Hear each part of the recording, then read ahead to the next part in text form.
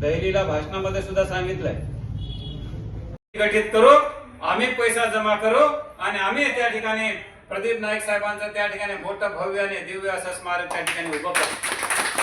का करायचंय? कारण ह्यांच्याकडे पाहिल्यानंतर काही नवीन प्रदीप नाईकांचा जन्म होऊ शकतो येणाऱ्या काळामध्ये. तुम्हाला एक माणूस जन्म घालण्यासाठी दुसऱ्या माणसाची, दुसऱ्या नेत्यांची प्रतिमा तुमच्या डोळ्यासमोर असली पाहिजे.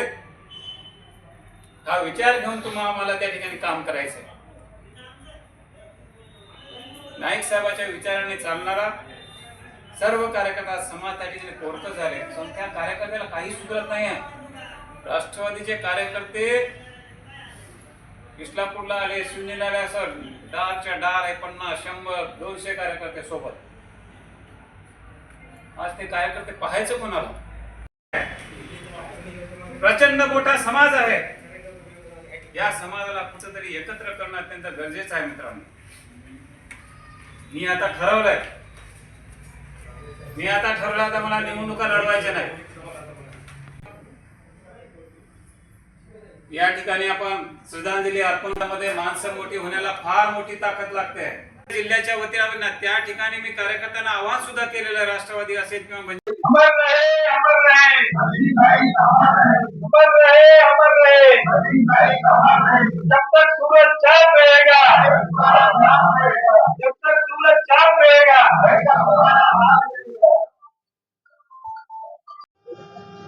किनवट माहूर विधानसभेचे माजी आमदार स्वर्गीय प्रदीपजी नाईक साहेब यांच्या निधनामुळे प्रचंड, नुसता एकाच विधानसभेचे नव्हे तर संपूर्ण महाराष्ट्रातील गोरगरीब जनतेचं आणि बंजारा समाजाचं प्रचंड असं नुकसान झालेलं आहे. आणि एक सज्जन, विद्वान, बुद्धिवान माणूस, सर्वसामान्य, सर्व जनतेला, गोरगरिबांना घेऊन चालणारा एक नेता आज समाजाने गमावलाय. अत्यंत दुर्मिळ असल्या छोट्याशा दैली तांड्यातून त्यांचा जन्म झाला आणि पाहता पाहता त्यांनी या समाजाला मान सन्मान देण्याचं काम केलं, नायकी देण्याचं काम केलं. असे चांगले नेते, फार मोठे पुढारी, सामाजिक कार्यकर्ते म्हणा, राजकीय नेते म्हणा, हे आम्ही आज हरवून बसलो. त्यांच्या आत्म्याला शांती मिळावं म्हणून आज नांदेड शहराच्या वतीनं म्हणजे श्रद्धांजलीचा कार्यक्रम या ठिकाणी आयोजित करण्यात आलं होतं. आणि नांदेड शहराच्या वतीनं आम्ही असं या ठिकाणी निर्णय घेतलाय की संपूर्ण महाराष्ट्रामध्ये माजी आमदाराचं एवढं मोठं स्मारक कुठंच नसावं, एवढं मोठं स्मारक आम्ही त्या ठिकाणी दहिली तांड्या येथे बसवण्याचा आम्ही निर्धार केलाय.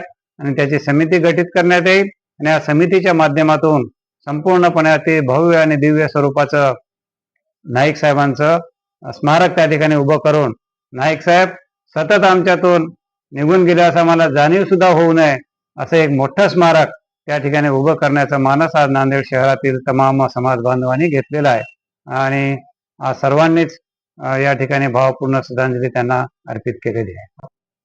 आता पोकळी भरून निघणं तर फार कठीण आहे, कारण बंजारा समाजामध्ये फार कमी लोक मोठे होतात आणि मोठे झालेले लोक तेवढं मोठं व्हायला फार काळ लागेल. आणि आम्ही त्यांचं विचारच पेरण्याचं काम मुळात आता किनवट आणि माहूरमध्ये आम्हाला करावं लागेल. आणि किनवट माहूर विधानसभा मतदारसंघातील तांड्यातल्या समाज बांधवाला आम्हाला धीर द्यावं लागेल, त्यांच्याशी विचार विनिमय करावं लागेल आणि एक पुन्हा नवीन नेतृत्व त्या ठिकाणी उभं करून त्या ठिकाणी पुन्हा प्रदीपजी नाईक साहेब यांच्या विचाराचा माणूस आम्हाला त्या किनवट माहूर विधानसभामध्ये येणाऱ्या 5 वर्षामध्ये आम्हाला निर्माण करायचा आहे.